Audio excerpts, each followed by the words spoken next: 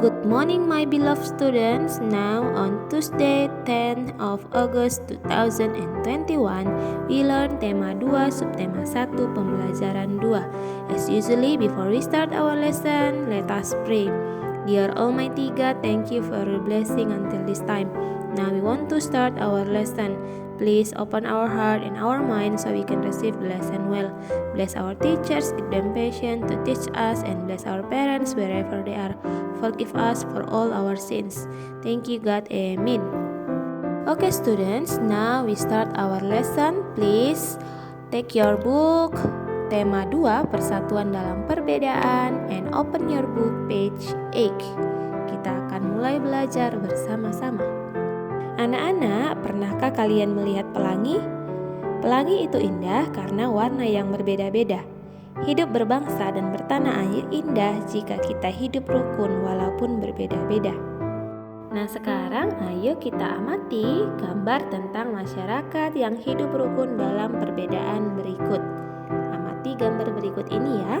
Dalam gambar ini kita dapat melihat ada beberapa masyarakat yang hidup rukun dalam perbedaan. Nah sekarang kita akan membaca teks berikut ini bersama-sama. Judulnya yaitu Perbedaan yang Menguatkan. Kampung Cempaka adalah sebuah kampung transmigran. Warganya berasal dari berbagai daerah padat di Pulau Jawa. Hal itu menjadikan mereka berbeda suku maupun agama. Di kampung Cempaka hiduplah 5 orang sahabat.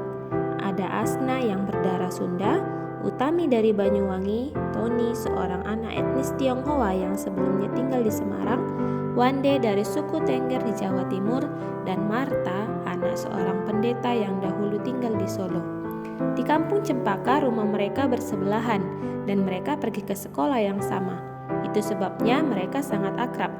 Mereka suka bermain bersama dan sering menghabiskan waktu di rumah satu sama lain. Meskipun berbeda suku, kebersamaan begitu kental terlihat dalam keseharian mereka. Bersama anak-anak lain di kampung Cempaka, mereka setiap akhir minggu berkumpul di balai utama kampung. Biasanya, selain berolahraga bersama, mereka juga kerap berkeliling ke rumah warga, membantu melakukan apa saja yang dibutuhkan warga. Kadang-kadang mereka membantu warga lanjut usia, sekedar membereskan rumah atau menyiapkan makanan. Sesekali mereka juga membantu orang tua yang sedang bekerja bakti membersihkan lingkungan. Dari Tony, mereka belajar menari barongsai. Lalu mereka ajarkan tarian itu kepada anak-anak sekampung. Sementara itu, setiap tiba saat panen, Wande dan keluarganya akan sibuk memimpin warga membuat tumpeng gede, yaitu nasi khas dari daerah Tengger yang dibuat untuk mensyukuri berkah Tuhan dalam wujud panen raya. Sikap toleransi yang ditunjukkan kelima sahabat itu memang sekedar berupa hal-hal kecil.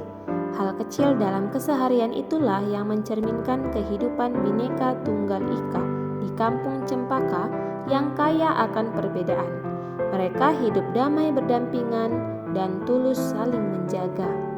Nah anak-anak, dari cerita yang barusan kita baca bersama-sama, kita dapat belajar bahwa kita sebagai manusia yang memiliki banyak sekali perbedaan satu sama lain, sebaiknya kita harus saling mengasihi supaya kita dapat menghormati satu sama lain, sehingga di dalam kehidupan bermasyarakat kita dapat hidup rukun dalam perbedaan. Anak-anak, perbedaan tidak menghalangi persatuan. Dengan bersatu justru kita dapat melakukan banyak hal. Nah, setelah mengamati gambar dan membaca teks tentang hidup rukun dalam perbedaan, sekarang tulislah hal yang kamu ingin ketahui lebih lanjut dalam bentuk pertanyaan.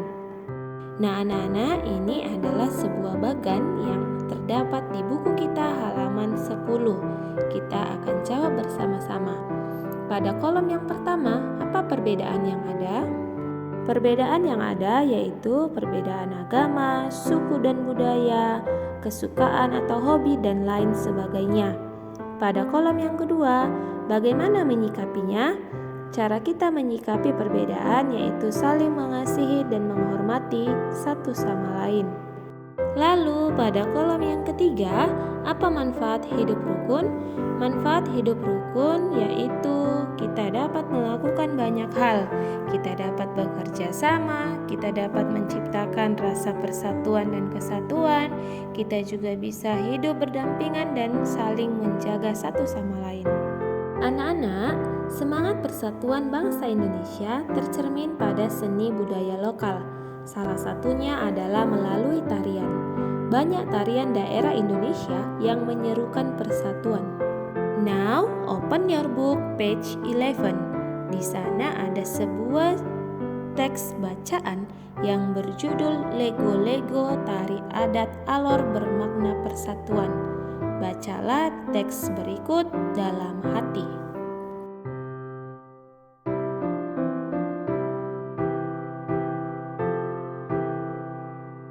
Miss harapkan kalian benar-benar membaca buku kalian di rumah ya anak-anak Miss. Nah, kalau kalian sudah membaca teks tersebut, kalian pasti akan paham kita belajar tentang tari tradisional. Setiap tari tradisional terdiri atas penari yang melakukan tarian secara perorangan, berpasangan, atau berkelompok. Kegiatan menari lebih dari satu orang, apalagi berkelompok dalam jumlah yang cukup besar, membutuhkan kekompakan. Posisi dalam menari perlu diperhatikan oleh seorang penari.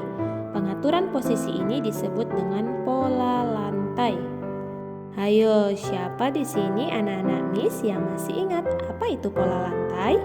Di kelas 4 kita sudah belajar loh tentang pola lantai. Iya, seorang penari harus memperhatikan perpindahan, pergerakan, dan pergeseran posisi saat menari.